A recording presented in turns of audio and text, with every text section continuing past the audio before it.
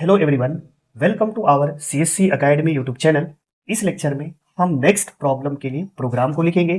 तो फर्स्ट हमें प्रॉब्लम को देखना है, इसके बाद में प्रॉब्लम को सॉल्व करने के लिए हम लॉजिक को फाइंड आउट करेंगे एंड फाइनली लॉजिक का यूज करके हमें प्रोग्राम लिखना है। तो इस टाइप से प्रॉब्लम गिवन है, write a C program to check whether a number is even और odd using if else. If else का यूज करके हमें इवन ऑड के लिए प्रोग्राम को लिखना है। तो चलिए फर्स्ट हमें लॉजिक को फाइंड आउट करना है। हम इवन एंड ऑड नंबर को कैसे आइडेंटिफाई करेंगे? तो हमें पता है ऐसा नंबर जो 2 का मल्टीपल या डिविजिबल होगा वो नंबर इवन होता है, और जो नंबर 2 का मल्टीपल या डिविजिबल नहीं होगा वो ऑड नंबर होता है। इसको और डिटेल में देखेंगे। अकॉर्डिंग टू सी लैंग्वेज हम इस लॉजिक को कैसे इंप्लीमेंट करेंगे? तो डिविजिबल का मतलब ये होता है नंबर को हम 2 से डिवाइड करेंगे और अगर रिमाइंडर 0 आ जाए तो वो नंबर इवन होता है, और अगर रिमाइंडर 0 नहीं आएगा तो वो नंबर ऑड होता है। तो सी लैंग्वेज में रिमाइंडर को फाइंड आउट करने के लिए हम मॉडुलस ऑपरेटर का यूज करते हैं। तो इस लॉजिक के लिए हम कुछ यहाँ पे नंबर्स को ले लेते हैं। जैसे एक नंबर मैंने एग्जांपल के लिए 2 कंसीडर किया, 2 को 2 से डिवाइड करेंगे तो हमें रिमाइंडर क्या मिलेगा? यहाँ पे 0 मिलेगा। अगर मैं नंबर 4 ले लेता हूं, 4 को अगर मैं 2 से डिवाइड करता हूं तो रिमाइंडर क्या मिलेगा? अगेन 0 मिलेगा। अगर मैंने यहाँ पे 6 नंबर ले लिया, 2 से ही डिवाइड करेंगे तो रिमाइंडर हमें 0 मिलेगा। तो इस तरीके से हम देखेंगे यहाँ पे ये इवन नंबर्स होता है। हमने कोई भी नंबर ले लिया, यहाँ पे नम एक वेरिएबल ले लिया, इसको हम 2 से डिवाइड करेंगे और हमें रिमाइंडर फाइंड आउट करना है। अगर रिमाइंडर 0 के इक्वल आएगा तो वो नंबर इवन होता है। अगर ये कंडीशन ट्रू है तो नंबर क्या होगा? इवन होगा। इसके बाद में अगर जैसे फॉर एग्जांपल मैंने 1 ले लिया, 1 को हम 2 से डिवाइड करेंगे तो अब रिमाइंडर कितना आएगा? 1 आएगा।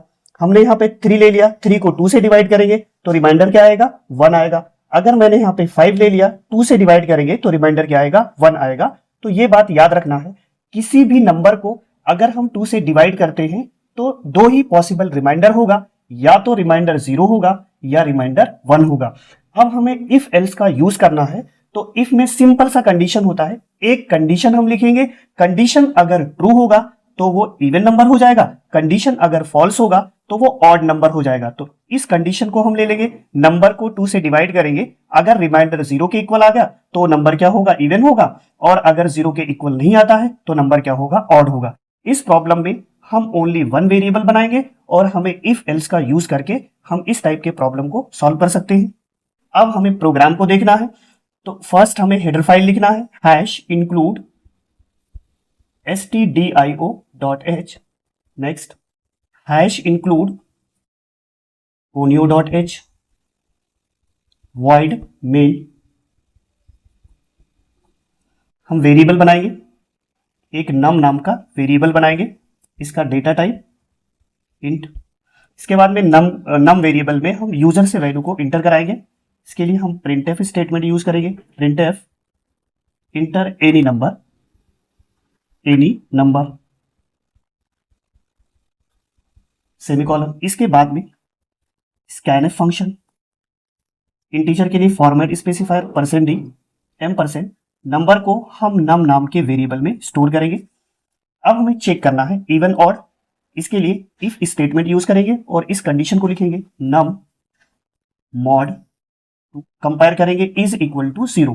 ये कंडीशन अगर ट्रू है तो नंबर क्या होना चाहिए? इवन होना चाहिए। इसको हम प्रिंट करेंगे, printf \n %d is even.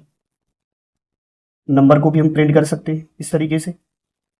अब अगर कंडीशन फॉल्स हो गया, मीन्स रिमाइंडर 0 नहीं होगा तो रिमाइंडर 1 होगा, तो एल्स वाले पार्ट में हमें ऑड को प्रिंट करना है, printf \n %d is odd, double course, यहां पे हम नम को प्रिंट करेंगे। ये हमारा एल्स वाला स्टेटमेंट हो गया। लास्ट में गेट ch, रिटर्न 0 भी लिख सकते हैं, उसके लिए यहाँ पे इंट मेन करना पड़ेगा। तो ये हमारा प्रोग्राम हो गया। एक वेरिएबल हम इंटर करेंगे, इसके बाद में हमने इफ एल्स के कंसेप्ट को यूज किया। ये इफ वाला स्टेटमेंट हो गया, ये एल्स वाला स्टेटमेंट हो गया, और यहाँ पे हमारा प्रोग्राम टर्मिनेट हो जाएगा। सिंपल सा कंसेप्ट याद रखना है, कंडीशन अगर ट्रू होगा तो इफ वाला स्टेटमेंट एग्जीक्यूट होगा, अगर कंडीशन फॉल्स है तो एल्स वाला स्टेटमेंट एग्जीक्यूट होगा। इन दोनों में से कोई एक ही स्टेटमेंट एग्जीक्यूट होगा। तो चलिए अब इसका हमें आउटपुट फाइंड आउट करना है। इस तरीके से आउटपुट प्रोग्राम का execution normally top to bottom line by line execute होता है। फर्स्ट लाइन जब एग्जीक्यूट होगा, ये डेटा टाइप डिक्लेरेशन इंस्ट्रक्शन है। मेमोरी में एक नम नाम का वेरिएबल बनेगा, मैं यहां पे लिख देता हूं नम। नेक्स्ट, जब सेकेंड स्टेटमेंट एग्जीक्यूट होगा, ये आउटपुट इंस्ट्रक्शन है। प्रिंटएफ फंक्शन यूज हुआ। प्रिंटएफ का काम क्या होता है? डबल कोट्स में जो टेक्स्ट लिखा है उसको एज इट इज प्रिंट करना। तो डबल कोट्स में जो टेक्स्ट लिखा हुआ है वो एज इट इज प्रिंट हो जाएगा। Inter any number.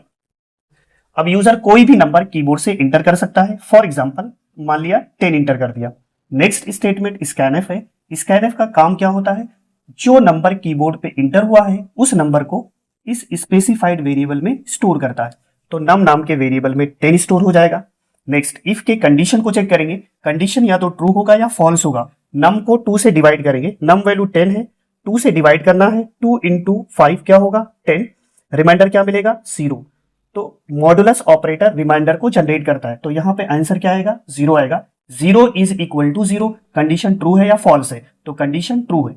जब कंडीशन ट्रू होगा तो इफ वाला स्टेटमेंट एग्जीक्यूट होगा। बैकस्लैश एन न्यू लाइन, नम का वैल्यू यहां पे प्रिंट होगा %d के प्लेस पे। तो नम में वैल्यू कितना है? 10। 10 इज इवन। अगर इस प्रोग्राम को नेक्स्ट टाइम एग्जीक्यूट करते हैं, ऑड के लिए भी हम चेक करते हैं। Inter any number. अब यहां पे हम 5 को इंटर करते हैं तो नम में क्या स्टोर हो जाएगा? 5 स्टोर हो जाएगा। 5 को हम 2 से डिवाइड करेंगे। 2 इंटू 2 4 आएगा। रिमाइंडर यहां पे 1 मिलेगा। तो अब यहां पे 1 आएगा और 1 इज इक्वल टू 0। अब ये कंडीशन फॉल्स हो गया। जब कंडीशन फॉल्स हो जाएगा तो इफ वाला स्टेटमेंट एग्जीक्यूट नहीं होगा, एल्स वाला स्टेटमेंट एग्जीक्यूट होगा। नम के प्लेस पे वैल्यू बैकस्लैश एन, नम में वैल्यू कितना है? 5। 5 इज ऑड। अब क्या आउटपुट आएगा? 5 इज ऑड। तो इस तरीके से इवन एंड ऑड के लिए आप इजिली प्रोग्राम को लिख सकते हो। आई होप प्रॉब्लम समझ में आ गया होगा। मिलते हैं नेक्स्ट लेक्चर में। Thanks for watching. Thank you so much.